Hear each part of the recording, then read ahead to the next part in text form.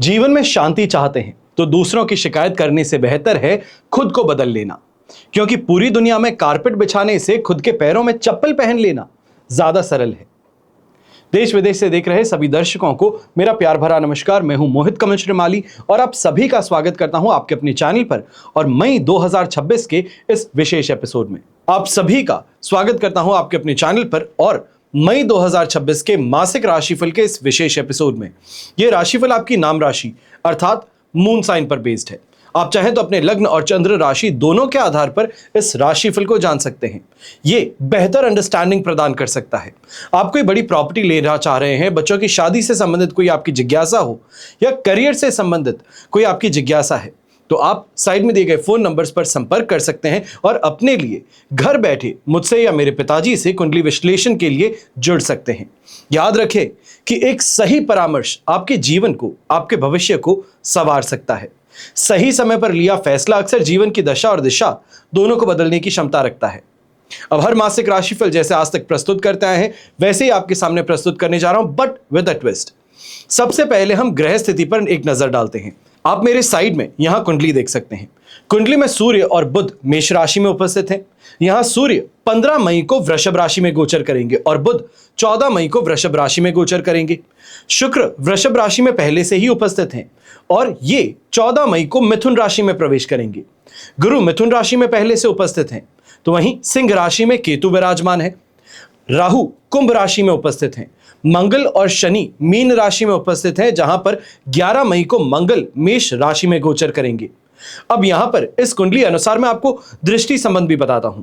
तो मंगल की चतुर्थ दृष्टि मिथुन राशि पर है, सप्तम दृष्टि कन्या राशि पर और अष्टम दृष्टि तुला राशि पर है। गुरु की पंचम दृष्टि तुला राशि पर, सप्तम दृष्टि धनु राशि पर और नवम दृष्टि कुंभ राशि पर।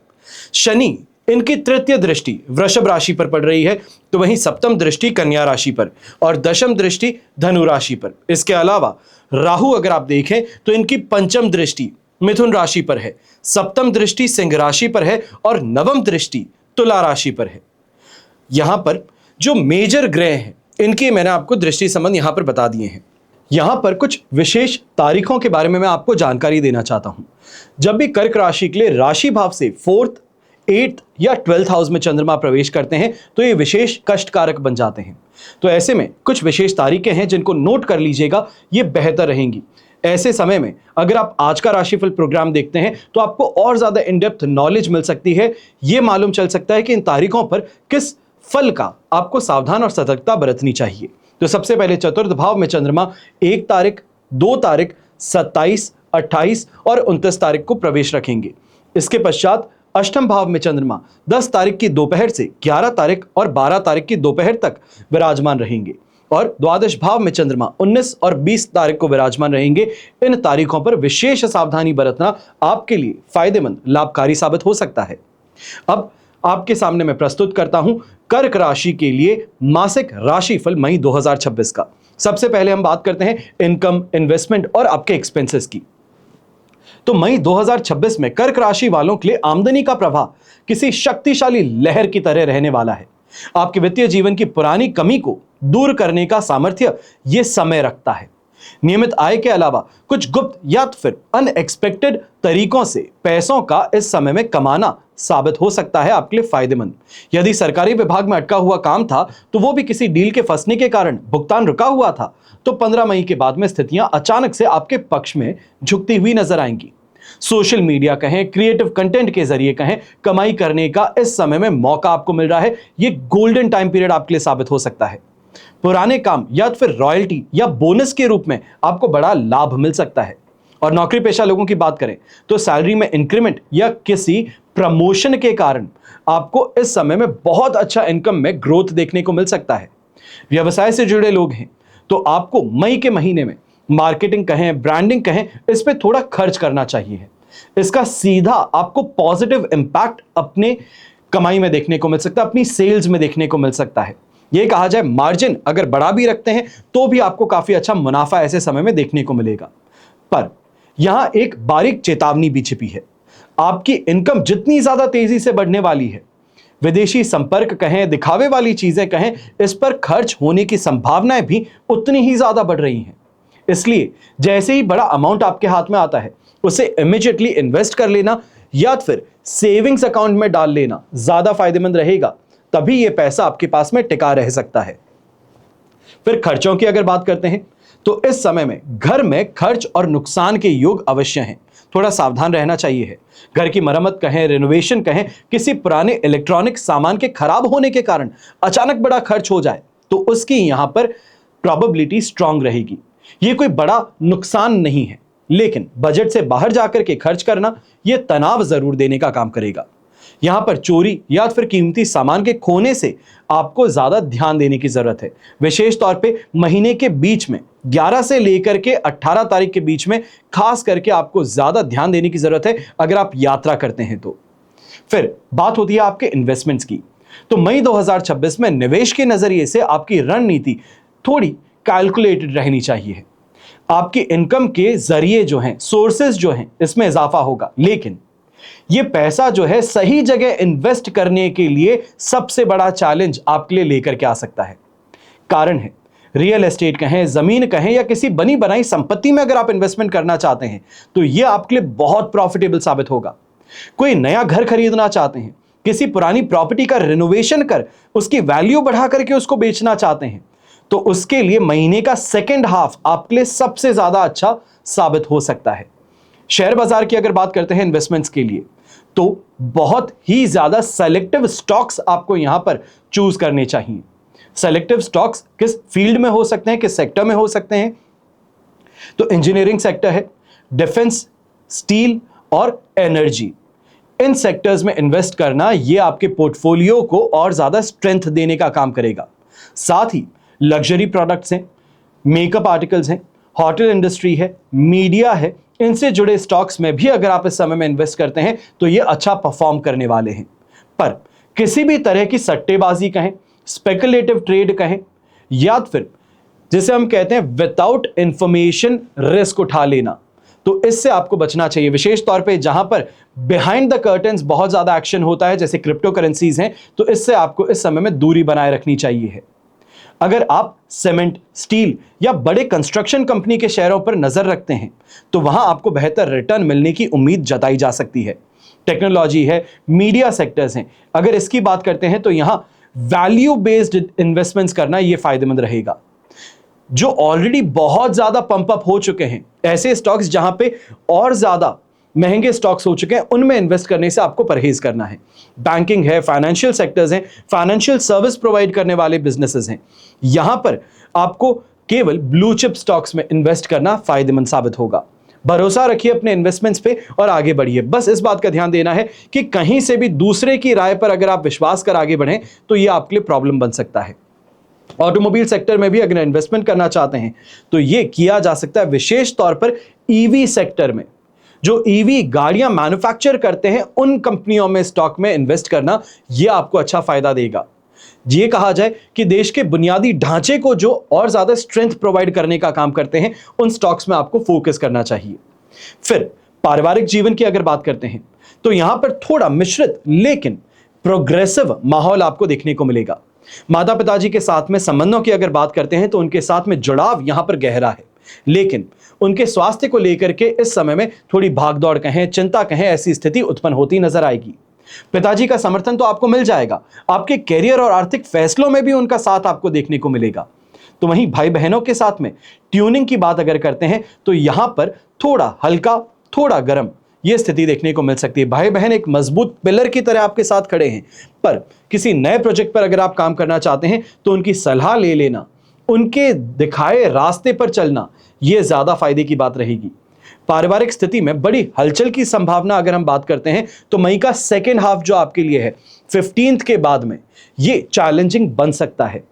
आपकी जुबान में कड़वाहट की बात कहें, घर के बड़े बुजुर्गों के साथ में वैचारिक मतभेद कहें, यह परेशानी का कारण है। और पुरानी जमीन या फिर प्रॉपर्टी से जुड़े मुद्दे हैं तो वहां पर परिवार के साथ में चर्चा करने की स्थिति यहां पर शांतिपूर्ण तरीके से सुलझाने की ओर आपको प्रयास करने चाहिए। अगर हिस्सा कम भी मिल रहा हो तो भी शांति बनाए रखना बेहतर रहेगा। फिर बात होती है एजुकेशन की। तो कर्क राशि के जो स्टूडेंट्स हैं, मई का महीना उन क्षेत्रों में बड़ी सफलता प्रदान कर सकता है जो टेक्नोलॉजी से संबंधित हैं, मैनेजमेंट से संबंधित हैं। अब अगर हम टेक्नोलॉजी की बात करते हैं तो इंजीनियरिंग सेक्टर यहां पर आ सकता है, सर्जरी, मेडिकल सर्जरी से अगर रिलेटेड आप पढ़ाई कर रहे हैं, फार्मास्यूटिकल से संबंधित पढ़ाई कर रहे हैं, आईटी सेक्टर बेस्ड कर रहे हैं, डेटा साइंस से संबंधित पढ़ाई कर रहे हैं, तो यह आपके लिए इस समय में किसी वरदान से कम नहीं रहेगा समय। साथ ही मीडिया हो, डिजाइनिंग हो, इस सेक्टर से अगर आप जुड़े हैं तो 14 मई के बाद का समय आपकी क्रिएटिविटी को पंख लगाने का काम कर सकता है। अगर आपकी कोई इस समय में कंपटीशन एग्जाम आने वाला है, कोई ऐसा एग्जाम जिसके कारण सिलेक्शन होगा, तो इस समय में परिणाम आपकी अपेक्षा के अनुरूप आने की प्रबल संभावना है। पर आपको ओवर कॉन्फिडेंस से बचना है। छोटी सी लापरवाही कहें, बनी बनाई मेहनत पर पानी फेर देने का काम कर सकती है। कुल मिलाकर के कर्क राशि के स्टूडेंट्स के लिए मई 2026 का महीना जो है, यह आपके लिए ग्राइंडिंग पीरियड है, यानी कि मेहनत करने वाला समय है। जितनी मेहनत करोगे उतना बेहतर परिणाम प्राप्त होगा। अब ऐसे समय में अगर आप कोई बड़ी यूनिवर्सिटी में दाखिला लेना चाह रहे थे तो उसके लिए भी गोल्डन अपॉर्चुनिटी आपको यहां पर मिल सकती है। लेकिन कभी भी घर की परिस्थितियों की, फाइनेंस से संबंधित कोई परेशानी है, परिवार के किसी सदस्य की सेहत से संबंधित कोई परेशानी है, तो यह अपॉर्चुनिटी आपसे छीन भी सकता है। महीने के अंतिम भाग में बौद्धिक क्षमता कहें, यह सबसे पीक पर रहने वाली है। तो अगर उस समय में अगर आपका इंटरव्यू शेड्यूल्ड है तो मान करके चलिए कि यहां पर आपका परफॉर्मेंस बहुत ज्यादा अप्रिशिएट किया जाएगा। और अगर स्कॉलरशिप की बात की जाती है, चाहे आप रिसर्च फील्ड से संबंधित हैं या फिर रिसर्च फील्ड के लिए इस समय में अगर आप अप्रूवल के लिए अपना लेटर प्रोवाइड करते हैं, तो 15 मई के बाद की स्थिति जो है यह आपके लिए ज्यादा पक्ष में रहेगी। अब बात होती है संतान सुख की और संतान से सुख की। तो इस महीने संतान के साथ में संबंध गहराई वाला है। उनके कैरियर में नई दिशा दिखाने का आपको मौका मिलेगा। उनको सही तरीके से गाइड करना, उनको सही रास्ते पर धकेलना, यह इस समय में स्थिति देखने को मिलेगी। संतान जो है वो भी अपनी ऊर्जा को सही इस्तेमाल कर रही है। सबसे बड़ी बात है कि शिकायत रहती है कि बच्चा हमारी बात नहीं मानता, तो यहां पर बच्चा बात भी मान रहा है। इतनी सी जरूरत है कि आप आज के नजरिए से समझ करके उनको गाइड कीजिए। पर एक तरीके से यहां पे परेशानी सिर्फ इतनी सी है कि थोड़ा उग्र स्वभाव बच्चे का रहेगा। तो स्वभाव को इस समय में देख करके, समझ करके सही एडवाइस करना फायदेमंद है। अब संतान के साथ में संबंध की बात करते हैं तो महीने के शुरुआती 10 दिन जो हैं यहां पर तालमेल बहुत अच्छा है। उनका मार्गदर्शन भी करेंगे और अच्छी यहां पे इस समय में एडवाइजर होने की भूमिका भी आप निभाएंगे। लेकिन 11 मई के बाद का समय जो है, मंगल आपके लिए दशम भाव में गोचर करने वाला है। तो यहां पर आपकी व्यस्तता के कारण संतान अपने व्यवहार में बदलाव लेकर के आ सकती है।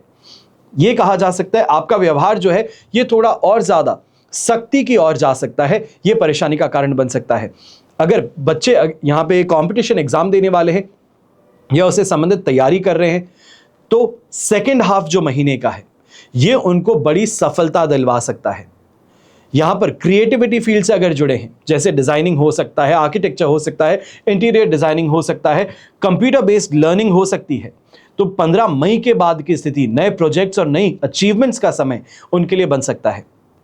फिर अब बात करते हैं संतान के सुख की, यानी कि जो परिवार इस समय में परिवार विस्तार चाहते हैं, फैमिली प्लानिंग कर रहे हैं, कंसीव करने का प्रयास कर रहे हैं, लंबे समय से नेचुरल कंसीव करने का प्रयास कर रहे थे, तो यहां पर आपकी कोशिशें जो है महीने के शुरुआती पखवाड़े में 1 से लेकर 14 तारीख तक के बीच में सबसे ज्यादा पॉजिटिव रहेंगी।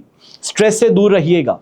बहुत ज्यादा अपने आप को मेंटली टॉर्चर करना, बहुत ज्यादा बार बार एक ही चीज के बारे में सोचना, इससे परहेज कीजिएगा। इस समय में शुक्र की स्थिति आपके लिए पक्ष में रहेगी, शारीरिक और मानसिक सामंजस्य को बढ़ाएगी।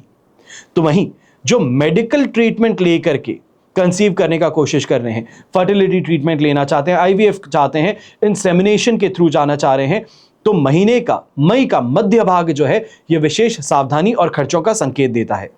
पर 15 मई के बाद में किसी सही डॉक्टर का परामर्श ले लेना, या फिर यह कहा जाए कि बहुत ही नामचीन डॉक्टर है, बहुत बड़ी फीस लेता है, पर उसका यहां पे आपको एडवाइस देना यह बहुत अच्छा बड़ा बदलाव लेकर के आ सकता है। सर्जरी या फिर विशेष इस समय में कोई आप ये कहा जा सकता है प्रोसीजर करवाना चाह रहे थे, तो एक बार कुंडली विश्लेषण करवा करके आगे बढ़िएगा, तो आपको सफलता और ज्यादा बेहतर तरीके से समझ में आ पाएगी कि किस ब्रैकेट में आपको ट्रीटमेंट लेना चाहिए। जैसे जब हम बात करते हैं कि लकी डेट क्या है कंसीव के लिए, लकी डेट क्या है बच्चे के जन्म के लिए, तो ऐसे ही सर्जरी के लिए, कोई प्रोसीजर के लिए भी लकी डेट्स होती हैं। उसमें प्रोसीजर करवाना आपके लिए फाइनेंशियल और इमोशनल दोनों ही तरीके से सपोर्टिव बन जाता है। फिर बात होती है आपके हेल्थ की। तो स्वास्थ्य के नजरिए से मई का महीना जो है पूरी तरह लापरवाह होने की आपको इस समय में अनुमति नहीं देता है। परेशानी है, शरीर के प्रति बहुत ज्यादा जागरूक रहने की जरूरत है। महीने की शुरुआती जो 14 दिन है, पेट से जुड़ी समस्याएं कहें, गैस कहें, अपच कहें, एसिडिटी कहें, इसका सामना करना पड़ेगा। खान पान में ऐसे समय में थोड़ी सी भी लापरवाही कर लेना, तीखा भोजन खा लेना, बहुत तला भुना खा लेना, ये आपकी सेहत को बिगाड़ सकता है। सिर दर्द, आंखों में जलन, कहीं ना कहीं स्किन रिलेटेड रैशेस कहें, स्किन रिलेटेड एलर्जी कहें, इससे यहां पे गुजरना पड़ सकता है। लापरवाही बरतने पर 12वें भाव का गुरु जो है, ये ऐसे समय में मेडिकल एक्सपेंसेस को बहुत ज्यादा बढ़ा सकते हैं। जहां पे नॉर्मल सी दवाई कुछ 100-200 रुपए की आती है, वहीं 30-40 हजार का इंजेक्शन लगने वाली बात हो सकती है। तो इसके लिए सावधान रहिएगा। फिर बात होती है एक्सीडेंट्स होने की संभावनाओं की, तो इस पे और ज्यादा गहराई से सोचने की जरूरत है। यहां पे अलर्ट रहना फायदेमंद है, क्योंकि 11 से लेकर 25 मई के बीच में वाहन चलाते समय, हैवी मशीनरी को ऑपरेट करते समय, या अगर महिलाएं हैं तो घर के अंदर मिक्सी है, कोई भी इलेक्ट्रॉनिक आइटम है, उसके अंदर छेड़खानी करते समय आपको बहुत सावधानी बरतनी है। जल्दबाजी में कोई भी यात्रा करते हैं तो यह आपके लिए परेशानी का कारण बन सकता है। जहां तक ऑपरेशन का सवाल है, तो कुंडली में पहले से भी सर्जरी जो आपकी थी, यहां मंगल के दशम भाव में आने से, गोचर करने से, यहां पर अब काफी ज्यादा अच्छी स्थिति देखने को मिल सकती है। यानी कि 14 तारीख के बाद में अगर आप सर्जरी की ओर आगे बढ़ते हैं तो इस समय में आपको सक्सेस मिल सकती है, रिकवरी काफी फास्ट हो सकती है। फिर बात होती है शत्रु पक्ष की, आपके कंपटीशन की। तो विरोधी सक्रिय जरूर रहेंगे, एक्टिव रहेंगे, लेकिन चाह करके भी आपका बुरा नहीं कर पाएंगे, आपको नुकसान नहीं पहुंचा पाएंगे। पीठ पीछे होने वाली राजनीति जो है, मानसिक दबाव जो है, यह सबसे बड़ी चुनौती बनकर के आएगा। यहां पर इस बात को ध्यान दीजिएगा, यह स्ट्रेस कॉज कर सकता है पर नुकसान नहीं दे सकता है। पावरफुल स्थिति यहां पर आपकी ज्यादा है। आपके सहयोगी जो हैं, मन में ईर्ष्या अपनी तरफ पैदा कर आपका बुरा करने का प्रयास कर सकते हैं। विशेष रूप से उन लोगों से आपको संभल कर रहना चाहिए है जो आपके सबऑर्डिनेट्स हैं, आपके अंदर काम करते हैं।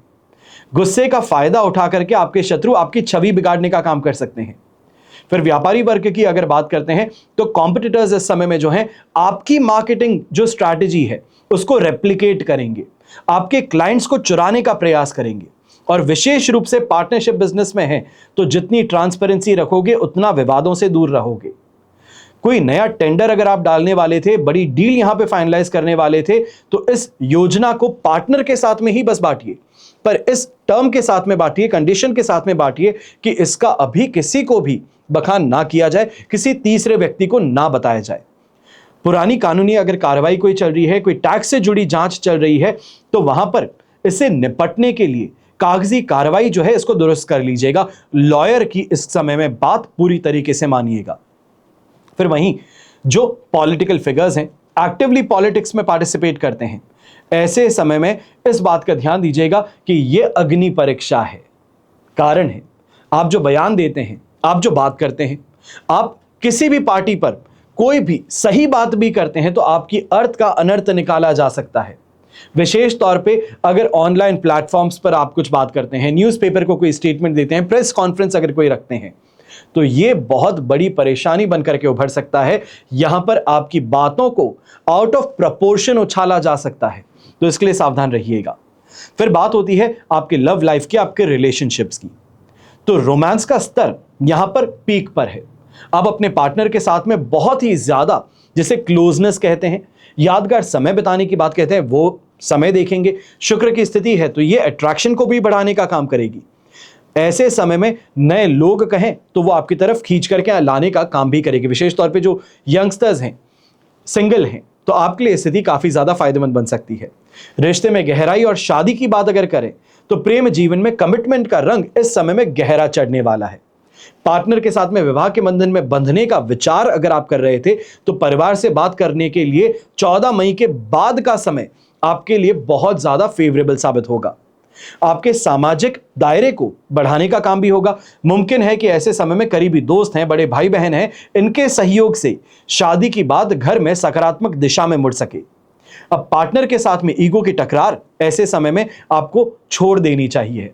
शादी को लेकर अगर कोई प्रॉब्लम्स फेस कर रहे थे, बाहरी शत्रु या समाज के कारण कोई परेशानी झेल रहे थे, तो ऐसे समय में अपनी इंटरनल कम्युनिकेशन को, आप और आपके पार्टनर के बीच में जो बातें हैं उसको लेकर क्लैरिटी और ट्रांसपेरेंसी रखिएगा कि उसने ऐसा कह दिया, तुम्हारे समाज में यह बात होती है, तो इससे परहेज कीजिएगा, तभी आप दोनों आगे बढ़ पाएंगे। फिर बात होती है आपके मैरिड लाइफ की। तो जीवन साथी के और आपके बीच का रिश्ता जो है ये इस समय में एक सीरियस मोड पर है। जिम्मेदारी है वो ज्यादा यहां पर निभानी है। कई बार होता है कि लोगों का ये सोचना होता है कि मैरिड लाइफ में सिर्फ और सिर्फ रोमांस फ्रंट सीट सब अपनाता है। ऐसा नहीं है। जो रिलेशनशिप के समय में स्थिति थी, एक दूसरे का मन बनाने की, एक दूसरे की बातों को प्राथमिकता देने की, एक दूसरे के मूड को अच्छा रखने की, शादी के बाद में ये सभी चीजें गायब होते हुए जिम्मेदारियां फ्रंट सीट लेती है। जिम्मेदारी आपका स्टीयरिंग संभालती है। अब एक मैच्योरिटी रिलेशनशिप में आती है और वो मैच्योरिटी ही इस समय में आपकी गाड़ी को आगे बढ़ा रही है। सुखद तालमेल जो है ये आप दोनों के बीच में लेकर के आने वाली है। ऐसे समय में कोई ना कोई फाइनेंशियल डिसीजन अगर लेना चाहते, कोई बहुत बड़ा इन्वेस्टमेंट करना चाह रहे थे, तो ऐसे समय में आप और आपके पार्टनर के बीच में एक यूनानिमस डिसीजन लेने की ओर आप आगे बढ़ेंगे। यहीं पारिवारिक हस्तक्षेप की बात कही जाए, इंटरफेरेंस की बात कही जाए, तो यह तनाव का कारण है। थोड़ी गर्मा गर्मी जो है परिवार के साथ में जरूर उभरने वाली है। मुमकिन है कि ससुराल पक्ष या फिर आपका परिवार, किसी घर के जो बड़े बुजुर्ग हैं, इनका इंटरफेरेंस आपके काम में होना या फिर आपकी चर्चाओं में होना, ये आप दोनों के बीच में फूट डालने का काम कर सकता है। बहुत संभल करके चलिएगा, अपनी जरूरतों को प्राथमिकता दीजिएगा और विशेष तौर पे कैसी भी स्थिति क्यों ना हो, जुबान जो है इस पर काबू रखिएगा। गुस्से में आकर के कुछ भी कह बैठते हैं, बड़बोले हैं, तो इस स्थिति से परहेज कीजिएगा। अगर आप घर की बातों को अपने बेडरूम तक लाते हैं तो ये आपके रिश्ते में परेशानी उत्पन्न करेगा, इसका ध्यान दीजिएगा। अब बच्चों को लेकर के विवाद होने की संभावना कहें तो ऐसे समय में काफी हद तक उस पर कंट्रोल जरूर होगा, पर संतान को लेकर के ओवर प्रोटेक्टिव भावना जो है ये माता जी पर हावी हो सकती है। यानी कि कर्क राशि की महिला अगर आप ये देख रही हैं तो आप पर यह भावना ज्यादा हावी रहेगी, जिससे बच्चे जो हैं पढ़ाई या फिर आदतें ये अपनी बिगाड़ रहे हैं या अपने तरीके से चल रहे हैं, तो पति पत्नी के बीच में बहस इस कारण से हो सकती है। अब एक तरफ मेल पार्टनर जो है, यानी कि अगर आप कर्क राशि के पुरुष हैं तो यहां पे ये देखने को मिल सकता है कि आप डिसिप्लिन चाहते हैं, आप थोड़ा स्ट्रिक्ट यहां पे व्यवहार रखते हैं। तो वहीं आपकी लाइफ पार्टनर है वो नरम रुख अपनाती हैं। तो ये गुड कॉप बैड कॉप वाली स्थिति जो है इससे परहेज कीजिएगा। यहां पर यूनानिमसली डिसीजन लेंगे तो बेहतर रहेगा, वरना बच्चा आप दोनों के बीच में जो सुलह नहीं है उसका फायदा उठाने का प्रयास कर सकता है। जब सूर्य और बुध आपके लाभ स्थान पर युति करेंगे तो जीवन साथी के भाग्य से आपको कोई बड़ा आर्थिक लाभ या तो फिर सामाजिक सम्मान मिल सकता है। यह बड़ी खुशहाली की बात रहेगी। फिर बात होती है कैरियर की, आपके बिजनेस की, आपके प्रोफेशन की। तो चाहे आप नौकरी करते हैं, फ्रीलांसिंग काम करते हैं, तो खुद का व्यापार करते हैं, ऐसे समय में मेहनत को पहचान दिलाने वाला समय है। यहां पर अपॉर्चुनिटी को फाइनेंशियल लिटरेसी में कन्वर्ट करने का मौका है। फ्रीलांसिंग काम करते हैं, कंसल्टेंसी से संबंधित अगर आप काम करते हैं तो अच्छे लोगों से जुड़ने का मौका, गोल्डन टाइम पीरियड आपके लिए बन सकता है। आपके पास नए और बड़े प्रोजेक्ट्स इस समय में लाइनअप लगा हुआ है। यह स्थिति आपके लिए फायदेमंद है। और विशेष रूप से जो लोग डिजिटल मार्केटिंग का काम करते हैं, कंटेंट क्रिएशन का काम करते हैं, डिजाइनिंग का काम करते हैं, लीगल कंसल्टेंसी प्रोवाइड करते हैं, तो अपनी उम्मीद से ज्यादा अच्छा कमाने का मौका इस समय में आपको मिल चुका है। अब 14 मई के बाद में नेटवर्किंग इतनी मजबूत होगी कि आपके पुराने क्लाइंट्स जो हैं ये दोबारा आपके पास में आ सकते हैं काम आपको देने के लिए। वहीं नौकरी पेशा व्यक्ति की बात करते हैं, अगर आप गवर्नमेंट डिपार्टमेंट से जुड़े हैं, इंजीनियरिंग डिपार्टमेंट से जुड़े हैं, आईटी या बैंकिंग सेक्टर से जुड़े हैं, तो यह समय तरक्की का है, नई अपॉर्चुनिटीज का है। लंबे समय से प्रमोशन अगर रुका हुआ था, सैलरी में इंक्रीमेंट नहीं मिला था, उसके लिए इंतजार कर रहे थे, तो 11 से लेकर 25 मई के बीच का समय यह खुशखबरी आपको दे सकता है। जहां तक बॉस से संबंधों का सवाल है तो महीने की शुरुआत में उनके करीब आप ज्यादा आते नजर आएंगे, थोड़ी ज्यादा दोस्ती यहां पर देखने को मिल सकती है। लेकिन मई के मध्य भाग जो है यहां पर काम करने के तरीके को लेकर थोड़ा आपको फ्लेक्सिबल होना पड़ेगा, वरना बॉसेस जो हैं उनके साथ में वैचारिक मतभेद कहें, तू मैं कहें, टकरार कहें, ये यहां पर देखने को मिल सकते हैं। और अल्टीमेटली बॉस है तो बॉस अपना हाथ ऊपर ही रखता है, तो ये स्थिति यहां पर सामने आएगी। अब नौकरी अगर आप नई तलाश कर रहे थे या फिर स्विच करना चाह रहे थे, तो मई का सेकेंड हाफ जो है, या फिर ये स्पेसिफिक अगर कही जाए तो तीसरा हफ्ता जो आपके लिए रहेगा, ये सबसे ज्यादा फेवरेबल है। थर्ड वीक में अगर कोई भी अपॉर्चुनिटी आपको मिलती है तो उसको हाथ से फिसलने मत दीजिएगा। आपके पसंद की कंपनी आपको मिल जाएगी, आपके पसंद की जॉब आपको मिल जाएगी, पसंद की पोस्ट आपको मिल सकती है। और अगर विदेश से कोई बड़ा प्रोजेक्ट था या वर्क फ्रॉम होम असाइनमेंट मिलने वाला था, तो ये इंडियन करेंसी की जगह डॉलर्स में कमाने का मौका आपको दे सकता है। वहीं व्यापारी वर्ग की अगर बात करते हैं तो आपके लिए यह समय जो है कोई बहुत इंपॉर्टेंट डील को फाइनलाइज करने का बन सकता है। रियल एस्टेट है, कंस्ट्रक्शन है, आयरन से संबंधित, स्टील से संबंधित अगर आपका काम है, मशीनरी का अगर आपका काम है, तो इस समय में बंपर प्रॉफिट कमाने का मौका आपको मिलेगा। लाभ स्थान पर ग्रहों का जो एकजुट यहां पे होना है, ये इस समय में गारंटी करता है कि अपने इन्वेस्टमेंट को सही दिशा में आप आगे बढ़ा सकते हैं। तो वहीं मई 2026 में electronics, automobile sector, pharmaceutical sector, luxury products, इससे संबंधित बिजनेस अगर आपका है तो जम करके पैसा कमाने की स्थिति आपके पास में है।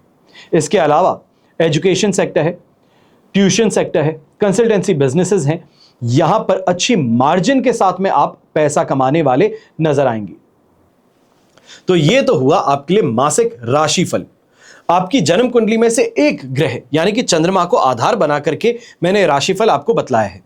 आप चाहे तो अपनी जन्म कुंडली के संदर्भ में इस राशिफल को और एक्यूरेसी से जान सकते हैं, क्योंकि जन्म कुंडली आपकी अपनी है और आपकी डिटेल से ही बनती है। लेकिन जब जीवन में समस्याएं ज्यादा हो और भविष्य में झांकना हो, कोई बहुत बड़ा फैसला लेना चाहते हो, यह फैसला चाहे आपके कैरियर से संबंधित हो सकता है, आपकी प्रॉपर्टी के संबंधित हो सकता है, बिजनेस के लिए हो सकता है, कोर्ट कचहरी का मैटर हो सकता है, कोई विवाद हो सकता है, कोई भी ऐसी स्थिति जिसके लिए आपको सलाह की जरूरत है, अपना समय देखने की जरूरत है, ज्योतिषीय दृष्टिकोण से समय को समझने की जरूरत है, तो वहां पर कुंडली विश्लेषण करवाना आपके लिए अत्यंत लाभकारी और फलदायक सिद्ध होता है। सब खेल ग्रह नक्षत्रों का है। जीवन में बड़े फैसलों से पहले कुंडली विश्लेषण कर लिया जाए तो आप समझ सकते हैं कि जोखिम उठाया जा सकता है या नहीं उठाया जा सकता, किस हद तक जोखिम उठाया जा सकता है। समय का काम सिर्फ एक ही है, यह पक्ष में और विपक्ष में खड़ा होता है। अच्छा करना और ना करना यह हमारे हाथों में है। सब मिलाकर के जब भी आपको अपनी कुंडली का विश्लेषण करवाना हो, आप कोई भी कंट्री में रहते हैं, कोई भी शहर में रहते हैं, आप वहां से टेलीफोनिक कंसल्टेशन के माध्यम से, वीडियो कंसल्टेशन के माध्यम से मुझसे और मेरे पिताजी से जुड़ सकते हैं। और इस बात का हमेशा ध्यान रखिएगा, आपकी कितनी भी पर्सनल प्रॉब्लम क्यों ना हो, आप बेझिझक उसके बारे में बात कर सकते हैं। क्योंकि जब कंसल्टेशन होती है तब फोन की एक तरफ हम बैठेंगे और दूसरी तरफ आप होंगे। हम का मतलब यह है जिनको भी आप चूज करते हैं, मुझे या मेरे पिताजी को चूज करते हैं कंसल्टेशन के लिए, सिर्फ वही लाइन पर होंगे। तो ऐसे में कोई जजमेंट नहीं है, कोई आपको लेकर के ऐसी धारणा बनाने वाली बात नहीं है। जो आपके सवाल हैं वो बिल्कुल सही हैं और आप आराम से उन्हें पूछ करके अपने जीवन से संबंधित बड़े निर्णय ले सकते हैं। हमेशा की तरह आप सभी के लिए यही प्रार्थना करता हूं और हमेशा करूंगा कि आपका और हमारा परिवार सदैव सुखी रहे, स्वस्थ रहे, संपन्न रहे और सुरक्षित रहे। घर परिवार में बड़े बुजुर्गों का साथ और आशीर्वाद हमेशा हमारे साथ बना रहे। जय श्री राम एवं जय हिंद।